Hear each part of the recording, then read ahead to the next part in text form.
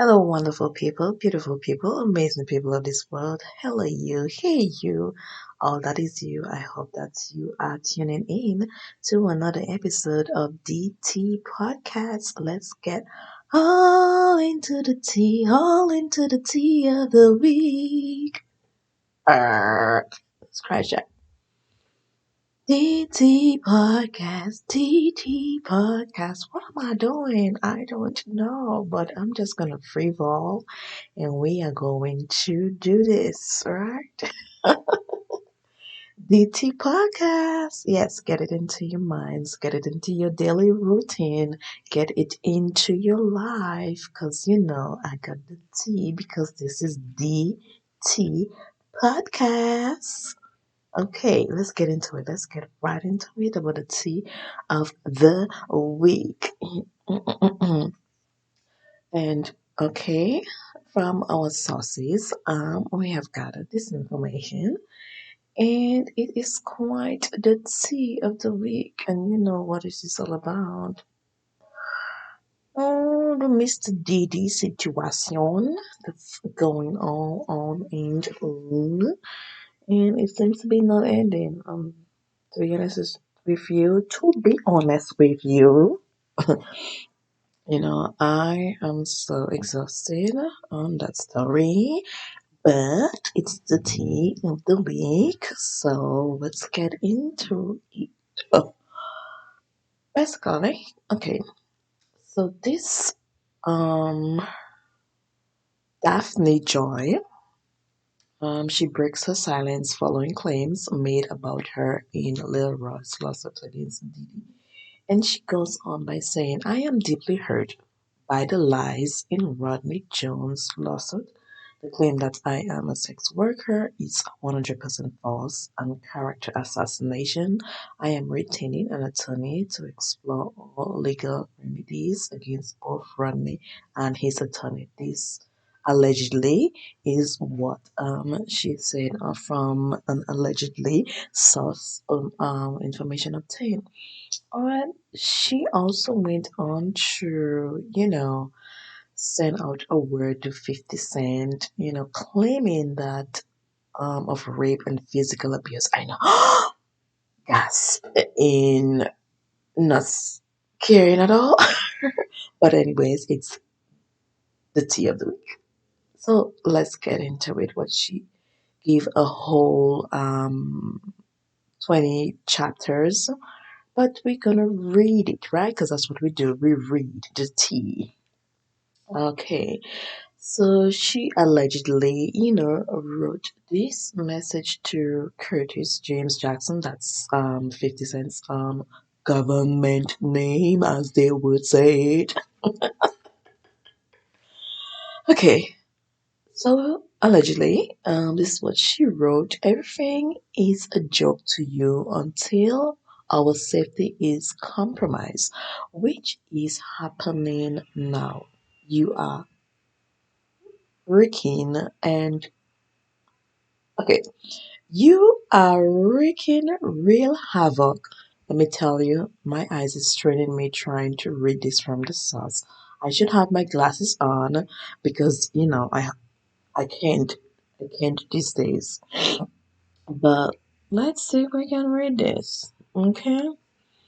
So she goes on to say you are wreaking real havoc, frenzy and chaos onto people's lives. How would you feel if oh what is happening to my eyes? Why can't oh my god. Okay. How would you feel? Is it my eyes or is this not written? Okay. Whatever. How would you feel if blank was the one in handcuffs for nothing? We moved to New York to give you the opportunity to be a father to your son, and you saw him 10 times out of the 2 years that we lived 1 mile away from you. I am tired of upholding and protecting an image of a son that you have never even earned. Let's put the real focus on your true evil actions of raping me, oh my god, and physically abusing me. This is what she allegedly wrote. You are no longer the oppressor, and my God will handle you from this point on. You have permanently damaged the last hope I had for you as a father to preserve our family with these last and final false claims made against me. You have broken our hearts for the last and final time. Okay, these are some really strong words and allegations she have put out there about 50 Cent. And I'm a mama business, but I had to give you the tea of the week. But I'm a mama business. I am not the one to say such and such did not happen, nor am I the one to say such and such did happen. This is not my problem to deal with at all. It really isn't. But the only thing I have to say is moving on to the word of the week. People, um, please contemplate. That's the word of the week. Because this falls so true in this situation and in any situation. Please contemplate. Please look hard and long when making any intentional actions, connections, decisions with anyone. Because in the long run, it's going to come back and haunt you. Whether you were doing it for fun or whether you were just doing it, you know, for a temporary satisfaction. My God, please contemplate your every action. Contemplate.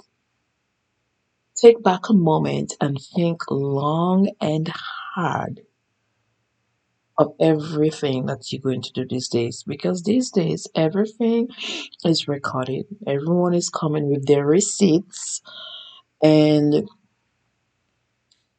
please contemplate your actions, how it's going to look on your children, how it's going to look, even if you don't even have a child at the moment, how it's going to look on your future children, how it's going to look on your future life, how it's going to look on your future family. Please contemplate.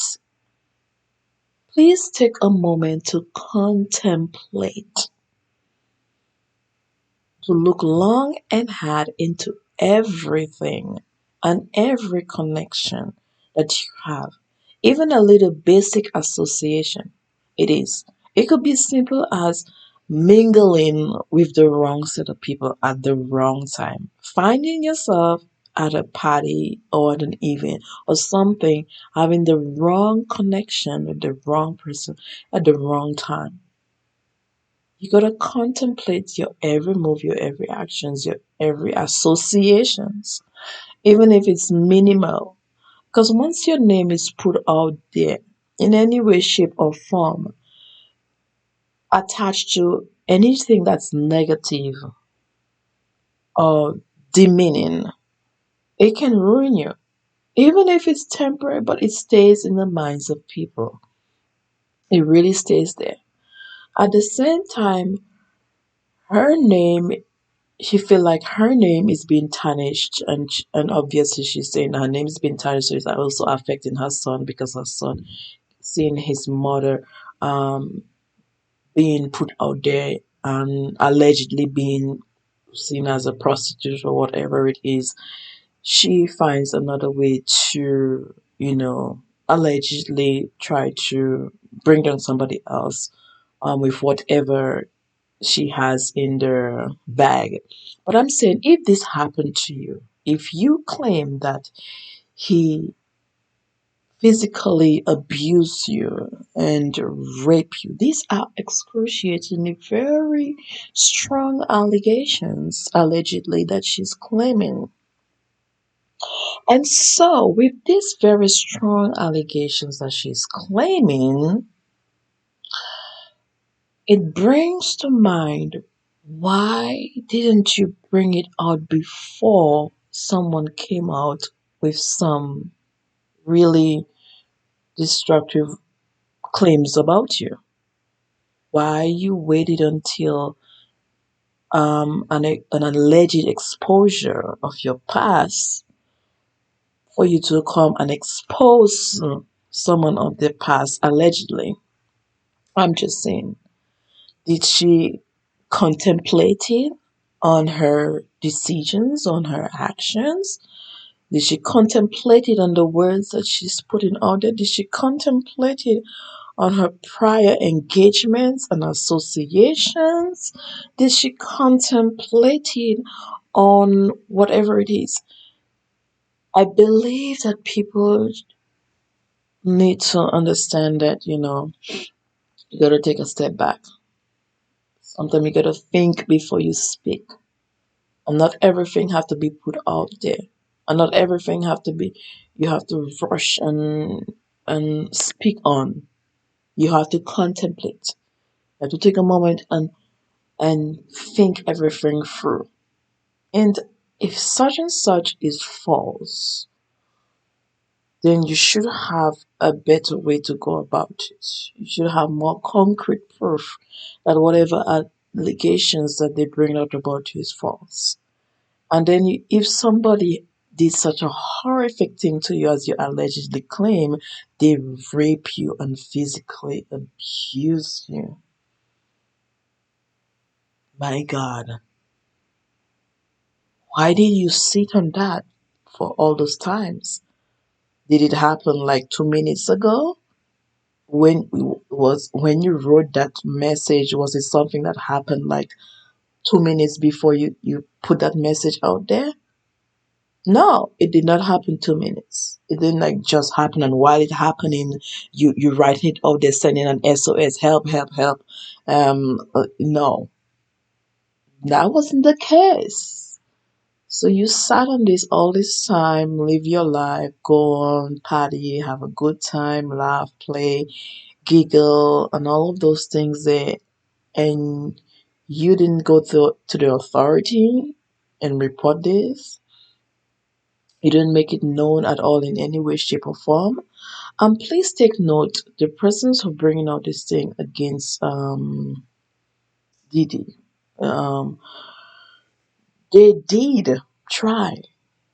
They did make attempt to bring out this information out there. That is why everything is not being exposed. Because the women who went through those things, they did their best to bring this information out there, right? And even before they did, I'm sure persons see the signs for it where they were not really happy or whatever it is. But they did. They did. But to say that it's like it's a tit for tat. So did that person really do that to you? Or you just doing a tit for tat, you know? Or are you so embarrassed and humiliated to be associated with such a person and committing such a lifestyle? That you came up with that. I don't know, but all I gotta say is, people, contemplate on your every actions. Okay, contemplate on your every association. Contemplate on everything, because it's something else out there. And that's all I have to say about the tea of the week on DT Podcast. And if you have just tuned in, you are listening to an amazing new podcast, DT Podcast, with your host, Deborah Words Smiles. That's right. Okay, Deborah Words Smiles. Um, Thank you for tuning in to DT Podcast. Obviously, every person who's tuning in right now is very new listeners, and I appreciate you all for tuning in. And I would like to give a shout out to our sponsor, Tilo, which has been with us from the very beginning. Shout out to Tilo. Tilo is a brand which makes amazing teas, combining two amazing flavors together, such as lemongrass and basil, lavender and spearmint, and many more. You can check out the different teas that they offer, loose leaf teas in tea bags, and you can go check out on their website at www.tilo.us. That's www.teallow.us. So go online now and you can shop and have your order delivered to you. Okay, so check them out. Tilo. Thanks again to our lovely sponsor, Tilo. Okay, guys, now welcome back to DT Podcast, another amazing episode. And as you know, on DT Podcast, what I get into is reading. So we are continuing this book that I have started. I know, guys, I have not gotten back to you sooner than I wanted to. Well, real life, dealing with real life. I'm a real person dealing with real life, and I am trying my best to be consistent with this podcast. Consistency is something that I am fighting to really be consistent on. My passion is there, my desire is there, but I really gotta be consistent in coming to you guys every week with a new episode. But I would be kind will kindly ask for a little grace from you guys, as I go through my struggles of being consistent. Because we all have struggles, right? We all have our little, you know, things that we battling and we're trying to overcome. So I'm gonna get into it in reading to you this book all about love by Bell Hooks. And I have read to you the first chapter, and I'm now going to begin to read to you chapter 2. I may or may not complete chapter 2, but I'm just going to begin with you. And chapter 2 is entitled Justice Childhood Love Lessons. There is a quote in the beginning from Judith Viost, and it says, "Severe separation in early life leave emotional scars on the brain because they assault the essential human connection. The parent child bond, which teaches us that we are lovable, the parent child bond, which teaches us how to love. We cannot be whole human beings. Indeed, we may find it hard to be human without the sustenance of this first attachment." And that is so very true. Okay, we learn about love in childhood, whether our homes are happy or troubled, our families, functional or dysfunctional. It's the original school of love. I cannot remember ever wanting to ask my parents to define love. To my child's mind, love was the good feeling you got when family treated you like you mattered and you treated them like they mattered. Love was always and only about good feeling. In early adolescence, when we were whipped and told that these punishments were for our own good, or "I'm doing this because I love you," my siblings and I were confused. Why was harsh punishment a gesture of love? As children do, we pretended to accept this grown up logic, but we knew in our hearts it was not right. We knew it was a lie. just like the lie the grown-ups told when they explained after harsh punishment. It hurts me more than it hurts you.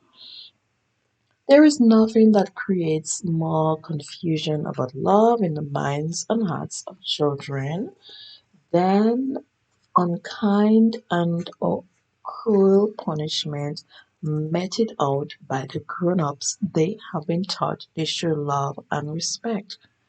Such children learn early on to question the meaning of love, to yearn for love even as they doubt it exists. On the flip side, there are masses of children who confident grew up confident love who grew up confident love is a good feeling, who are never punished, who are allowed to believe that love is only about getting your needs met, your desires satisfied.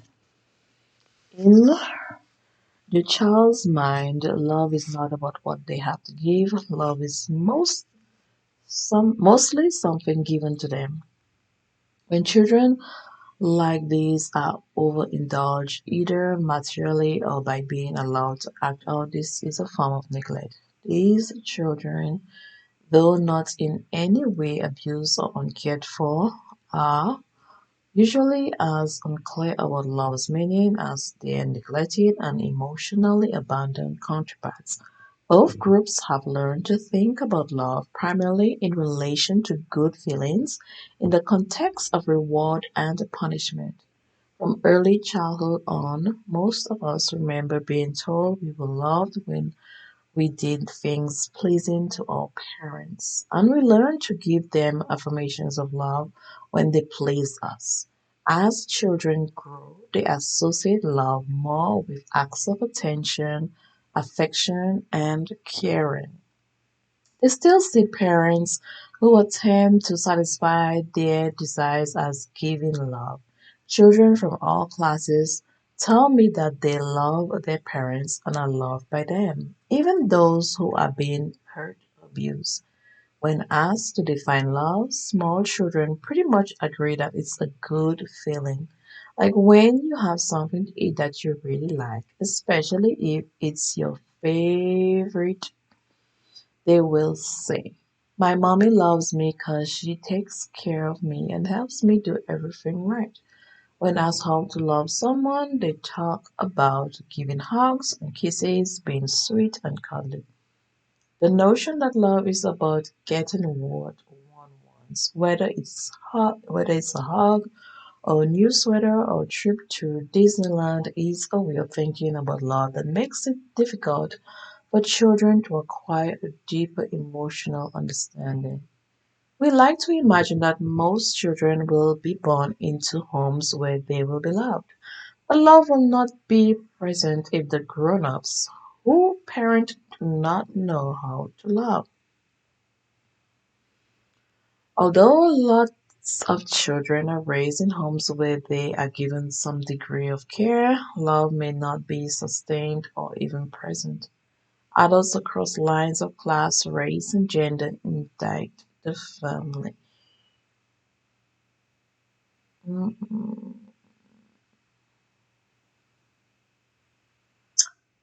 Their testimony conveys worlds of childhood where love was lacking, where chaos, neglect, abuse, and cohesion reigned supreme. In her recent book, Raised in Captivity, Why Does America Fail Its Children?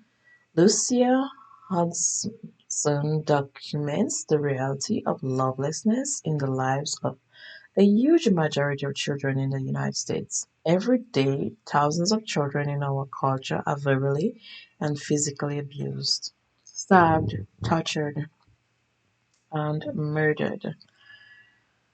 They are the true victim of intimate terrorism in that they have no collective voice and no rights.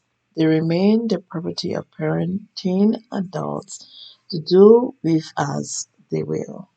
I'm telling you, it's a cruel world. There can be no love without justice. Until we live in a culture that not only respects but also upholds basic civil rights for children, most children will not know love. In our culture, the private family dwelling is the one institutionalized sphere of power that can easily be autocratic and fascistic. As absolute rulers, parents can usually decide without any intervention what is best for their children. If children's rights are taken away in any domestic household, they have no legal recourse. Unlike women who can organize to protest sexist domination, demanding both equal rights and justice, children can only rely on well meaning adults to assist them if they are being exploited and oppressed in the home.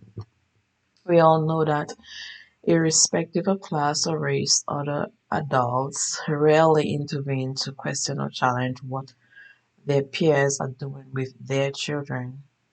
At a fun party mostly of educated, well-paid professionals, a multi-racial, multi-generational evening, the subject of disciplining kids by hitting was raised. Almost all the guests over 30 spoke about the necessity of using physical punishment. Many of us in the room had been smacked, whipped, or beaten as children.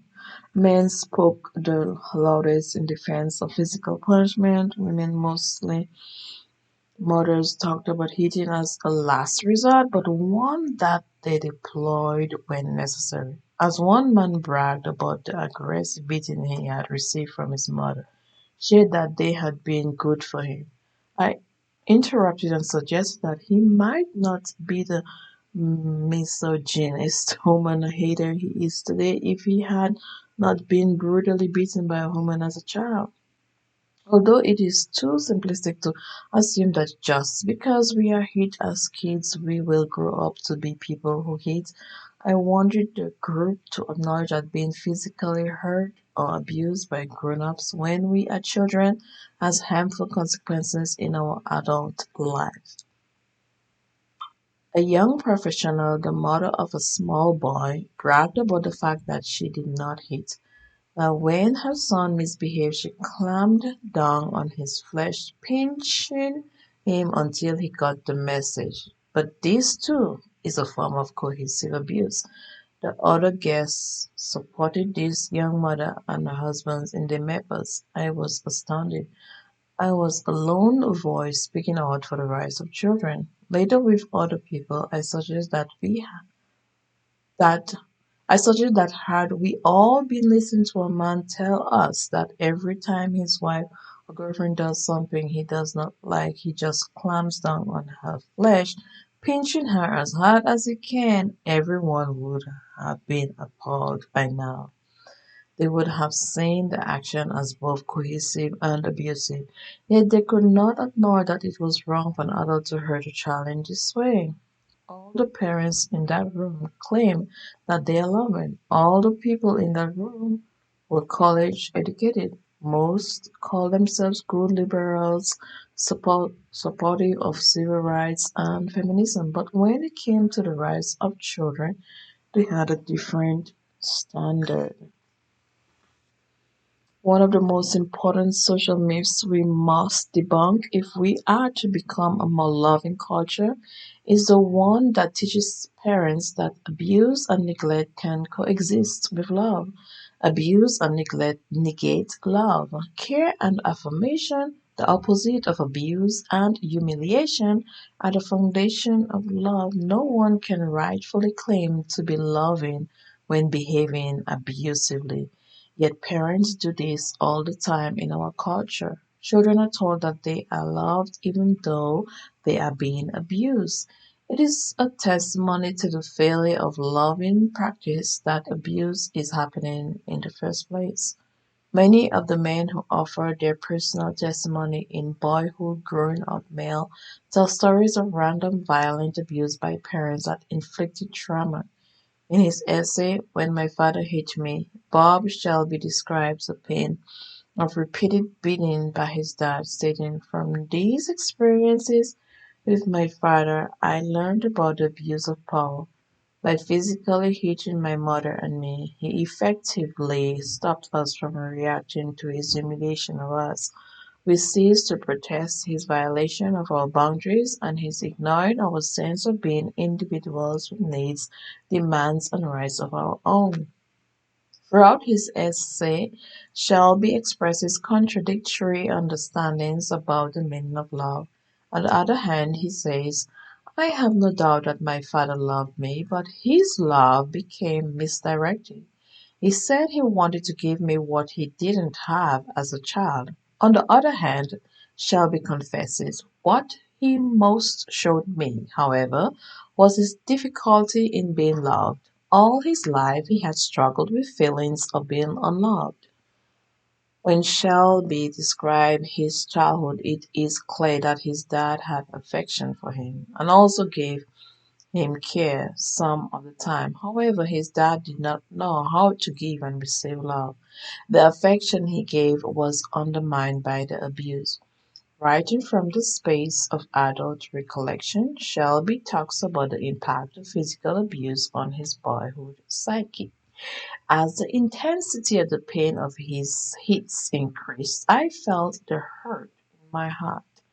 I realized what hurt me the most were my feelings of love for this man who was hitting me. I covered my love with a dark cloth of hate.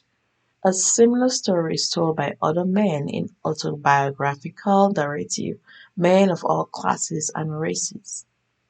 One of the myths about lovelessness is that it exists only among the poor and deprived. Yet, lovelessness is not a function of poverty or material lack. In homes where material privileges abound, children suffer emotional neglect and abuse. In order to cope with the pain of wounds inflicted in childhood, most of the men in boyhood sought some form of therapeutic care to find their way back to love they had to heal. Many men in our culture never recover from childhood unkindness. Childhood unkindness. Studies show that males and females who are violently humiliated and abused repeatedly with no caring intervention are likely to be dysfunctional and will be predisposed to abuse others violently. In Jarvis J. Masters' book Finding Freedom, Writing from Death Row, a chapter called Scars recounts his recognition that a vast majority of the scars covering the bodies of fellow inmates, not all of whom were on death row, were not, as one might think, the result of violent adult interactions. These men were covered with scars from childhood beating inflicted by parenting adults, yet he reports none of them saw themselves as the victims of abuse. Throughout my many years of institutionalization, I, like so many of these men, unconsciously took refuge behind prison walls. Not until I read a series of books for adults who had been abused as children did I become committed to the process of examining my own childhood. Organizing the men for group discussion, Masters writes, I spoke to them of the pain I had carried through more than a dozen institutions, and I explained how all these events ultimately trapped me in a pattern of lashing out against everything. Like many abused children, male and female, these men were beaten by mothers, fathers, and other parental caregivers. When Master's mother dies, he feels grief that he cannot be with her. The other inmates do not understand this longing since she neglected and abused him. He responds, she had neglected me, but am I to neglect myself as well by denying that I wished I'd been with her when she died? That I still love her? Even on death row, Master's heart remains open, and he can honestly confess to longing to give and receive love. Being hurt by parenting adults rarely alters a child's desire to love and be loved by them. Among grown-ups who were wounded in childhood, the desire to be loved by uncaring parents persists, even when there is a clear acceptance of the reality that this love will never be forthcoming. Often, children will want to remain with parental caregivers who have hurt them because of their affected feelings for those adults. They will cling to the misguided assumption that their parents love them even in the face of remembered abuse, usually by denying the abuse and focusing on random acts of care. In the prologue to Creative Love, John Bradshaw calls this confusion about love mystification. He shares, I was brought up to believe that love is rooted in blood relationships. You naturally love anyone in your family. Love was not a choice. The love I learned about was bound by duty and obligation.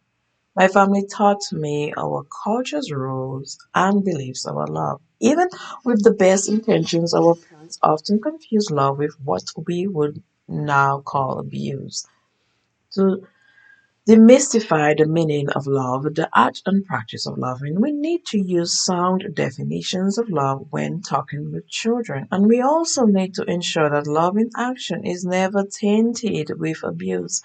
In a society like ours, where children are denied full civil rights, it is absolutely crucial that parenting adults learn how to offer loving discipline, setting boundaries, and teaching children how to set boundaries for themselves prior to misbehavior is an essential part of loving parenting. When parents start out disciplining children by using punishment, this becomes the pattern children respond to. Loving parents work hard to discipline without punishment. This does not mean that they never punish, only that when they do punish, they choose punishments like timeouts or the taking away of privileges. They focus on teaching children how to be self-disciplining and how to take responsibility for their actions. Since the vast majority of us were raised in households where punishments was deemed the primary, if not the only way to teach discipline, the fact that discipline can be taught without punishment surprises many people. One of the simplest ways children learn discipline is by learning how to be orderly in daily life, to clean up any messes they make. Just teaching a child to take responsibility for placing toys in the appropriate place after playtime is one way to teach responsibility and self discipline. Learning to clean up the mess made during playtime helps a child learn to be responsible, and they can learn from this practical act how to cope with emotional mess. Were, were there current television show that actually model loving parenting parent could learn the skills? Television shows oriented toward families often favorably represent children when they are overindulged or disrespectful or are acting out. Often they behave in a more adult manner than the parents. What we see on television today actually at best models for us inappropriate behavior and in worst case scenarios, unloving behaviors. A great example of this is a movie like Home Alone, which celebrates disobedience and violence. But television can portray caring, loving family interaction. There are whole generations of adults who talk nostalgically about how they wanted their families to be like the fictive portraits of family life portrayed on Leave It to Beaver or My Free Sons. We desired our families to be like those we saw on the screen because we were witnessing loving parenting, loving households. Expressing to parents our desire to have families like the ones we saw on the screen We were often told that the families were not realistic. The reality was, however, that parents who come from unloving homes have never learned how to love and cannot create loving home environments or see them as realistic when watching them on television. The reality they are most familiar with and trust is the one they knew intimately. There was nothing utopian about the way problems were resolved on these shows. Parents and child discussions, critical reflection, and finding a way to make amends was usually the process by which misbehavior was addressed. On both shows, there was never just one parenting figure. Even though the mother was absent on My Three Sons, the lovable Uncle Charlie was a second parent. In a loving household where there are several parental caregivers, when a child feels one parent is being unjust, that child can appeal to another adult for mediation, understanding, or support. We live in a society where there are a growing number of single parents, female and male, but the individual parent can always choose a friend to be another parenting figure, however limited their interaction. This is why the categories of godmother and godfather are so crucial. When my best girlfriend friend when my best girlhood friend chose to have a child without a father in the household, I became the godmother, a second parenting figure. My friend's daughter turns to me to intervene if there is a misunderstanding or miscommunication between her and her mom. Here's one small example. My adult friend had never received an allowance as a child and did not feel she had the available extra money to offer an allowance to her daughter. She also believed her daughter would use all the money to buy sweets. Telling me that her daughter was angry with her over this issue, she opened up the space for us to have a dialogue. I shared my belief that allowance are important ways to teach children discipline, boundaries, and working through desires versus needs. I knew enough about my friend's finances to challenge her insistence that she could not afford to pay a small allowance, while simultaneously encouraged her to not project the wrongs of her childhood onto the present. As to whether the daughter would buy candy, I suggested she give the allowance with a statement of hope that it would not be used for overindulgence and see what happened.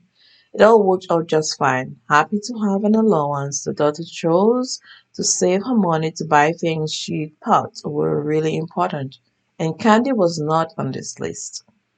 Had there not been another adult parenting figure involved, it might have taken these two a longer time to resolve their conflict, and unnecessary estrangement and wounding might have occurred. Significantly, love and respectful interaction between two adults exemplified for the daughter who was told about the discussion ways of problem solving. By revealing her willingness to accept criticism and her capacity to reflect on her behavior and change, the mother modeled for her daughter, without losing dignity or authority, the recognition that parents are not always right. Until we begin to see loving parenting in all walks of life in our culture, many people will continue to believe we can only teach discipline through punishment, and that harsh punishment is an acceptable way to relate to children. Because children can innately offer affection or respond to affectionate care by returning it, it is often assumed that they know how to love and therefore do not need to learn the art of loving. While the will to love is present in very young children, they still need guidance in the way of love. Grown ups provide that guidance. Love is as love does, and it is our responsibility to give children love. When we love children, we acknowledge by our every action that they are not property, that they have rights, that we respect and uphold their rights. Without justice, there can be no love. This is the end of chapter 2 in the book I am currently reading, All About Love by Bell Hooks. This is quite an interesting read, and it really made me, as I was reading through it, remember different aspects of my childhood and parenting with my mom and father and grandmother and all of these, and sister and aunts and uncles and all of this growing up. So you can see it does take uh really a caring and loving village of people to help teach a child the way of love, and so that that child can become an adult, who knows what love feels like, looks like, and what to expect in their partner, and in the way that they, put out love into this world by loving their children and loving their spouse. And yes, it is a lot to take in, and especially this world, children have rights. Children have rights, and they have rights to be heard, to be listened, to be loved, to be understood, and to be respected. You know, adults need to give children the rightful respect, and need to give them, undeniable kindness. I'm telling you, cruelty to children, can come in many different forms, and people need to, as I said, contemplate. Sometimes you may think you're such a good person, you may think you're such a good parent, and you probably need to take a step back and probably need to evaluate every decision and that you make towards, if you have kids, towards your children. And see your life. Does your life really reflect a life that is really beneficial and helpful to your children? And going back to the tea of the week, the um what is her name, Jones, when she was speaking about her son, and she don't want, probably don't want the image of her, being seen or known out there as such, allegedly as a prostitute. Allegedly, she claimed not, not. And, you know, all your ways, all your ways. Once you have children, you gotta contemplate on everything, look long and hard on everything, and look long and hard on the way that you love and care for your children. And my mom never believed in hitting me. She never believed in punishing me, whether physically or in any way, shape, or form. She never believed in raising her voice or screaming at me. She never believed in